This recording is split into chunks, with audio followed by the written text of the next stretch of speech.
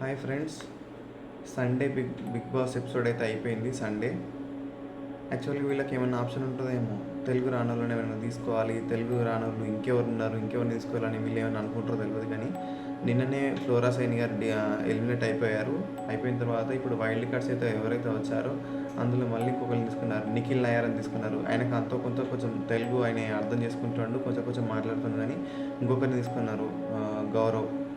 ఈ గౌరవ్ అనే పర్సన్కి మొత్తానికే తెలుగు రాదు. ఈయనకు మొత్తం ఈ తెలుగు నేర్పించడానికి మళ్ళీ ఇప్పుడు బిగ్ బాస్లో ఎవరైతే ఉన్నారో వాళ్ళు ఒక పర్సన్ ఉండి మళ్ళీ దానికి తెలుగు ట్రాన్స్లేషన్ చేస్తూ కొంచెం తెలుగు నేర్పించాలంట.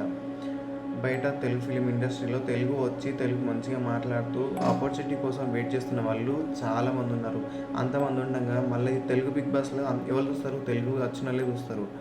అట్లా ఉండగా అంతమందిని ఇచ్చిపెట్టి ఇట్లా తెలుగు మాట్లాడడానికి రాకుండా ఉన్నోళ్ళను ఎందుకు తీసుకుంటారో అర్థం కాదు.